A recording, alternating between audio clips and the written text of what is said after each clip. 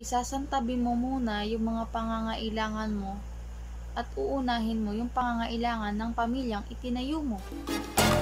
Marimar!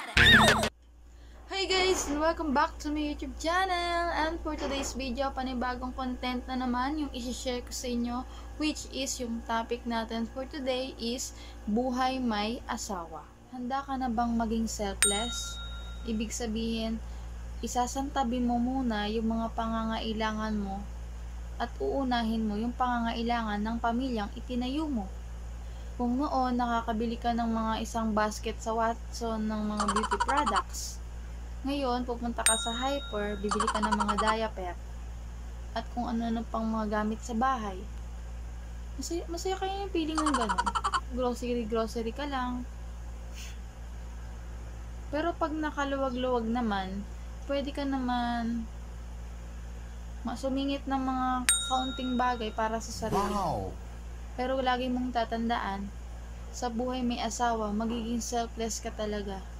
Uunahin mo muna yung kapakanan ng mga anak mo. Sa buhay may asawa, hindi pwedeng gigimik ka tapos iiwan mo yung mga anak mo.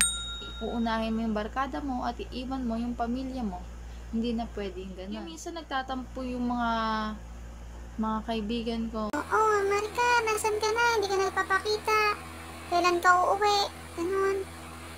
Yun sana may intindihan nyo na may pamilya na ako at sila na yung doon na ako nakafocus. Alam ko naman naiintindihan nila yon at naiintindihan ko rin sila. Pero, syempre, uunahin ko muna yung pamilya ko dito kaysa yung kasiyahan ko. Oo, nakakalungkot kasi syempre sila kompleto tapos ako wala. Second but not the least is kailangan nyo ng marriage counseling. Hindi ko man may explain to ng maayos kasi hindi ko pa siya naranasan, pero alam nyo mas maganda ito dahil makakatulong ito sa inyo para lumago yung pamilyang itatayo nyo at higit sa lahat, ituturo sa inyo na dapat maging center nyo si Lord sa inyong buhay. At ito yung pinakahuli pero importante sa lahat ng aking sinabi. Kalooban ba ng Panginoon yung taong mapapangasawa mo or yung taong makakasama mo habang buhay? Kaya kailangan, bago natin pasukin ang isang buhay may asawa, pag-pray natin ito sa Panginoon. Maganda na yung taong mapapangasawa mo is pinag-pray mo talaga siya kay Lord. Hindi madali, mahirap, o lang marami kang pagdadaanan. Kailangan sa buhay pag-aasawa mahaba yung pasensya mo. May tinanong akong isang kaibigan, sabi ko, paano mo malalaman na siya yung kalooban ng Panginoon para sa iyo? Ang sagot niya is pag nagiging blessing siya sa buhay mo. Mahalaga na yung magiging partner natin sa ating buhay, yung taong makakasama natin panghabang buhay, ay nakakakilala sa Panginoon. Maganda na may takot siya.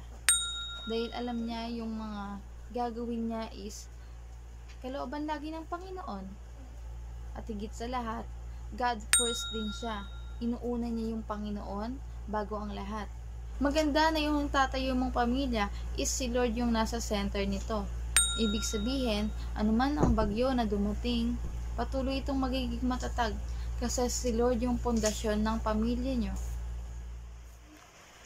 Nag-post ako online at ang tanong ko doon is ano ba yung dapat unahin, bahay or kasal?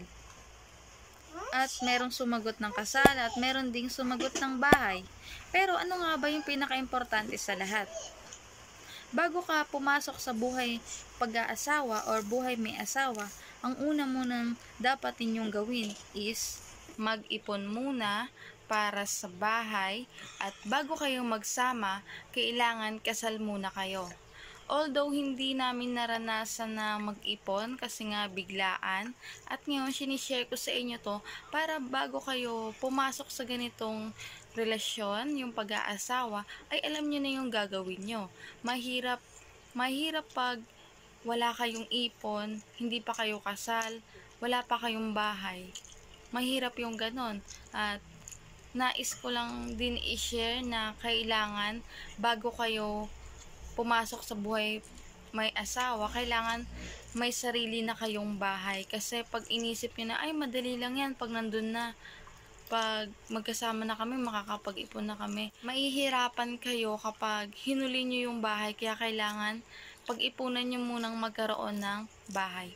Mahalaga na kapag magsasama kayo is kailangan nyong magpakasal. Alam nyo po na ang ating katawan ay templo ng Diyos. Kung kaya't dapat natin tong igalang at tanggalin natin sa ating buhay yung pagkakaroon ng immoralidad. Kaya mahalaga sa isang tao or mahalaga sa atin na nakapagbasa ng Bible para mas lalo natin tong mauunawaan.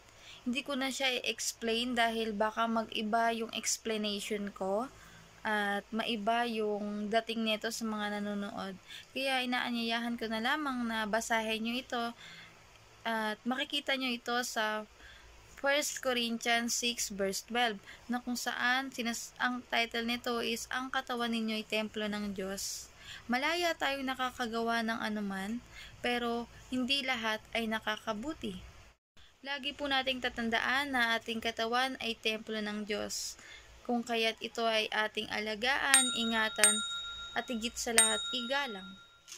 So yun lamang yung may share ko sa inyo at sa mga gustong mag-asawa dyan. Sana may natutunan kayo na kailangan tanungin nyo muna sa sarili nyo kung kayo ba ay handa na. Higit sa lahat, lagi nyong iisipin kung ito ba ay kalooban ng Diyos para sa inyo. So yun, lagi nyong tatandaan na love God first and everything will follows. So yun, maraming salamat po sa inyong panonood. At kung nagustuhan niyo yung video nito, huwag kalimutan mag-like, share, and subscribe, and click the bell button para updated ka sa aking mga videos. At kung may mga gusto kang i-share na related sa video na ito, please comment down below. So yun, magbababay na kami at aking mga audience ay handang-handa na sa kanilang outro. Bye-bye! Bye-bye!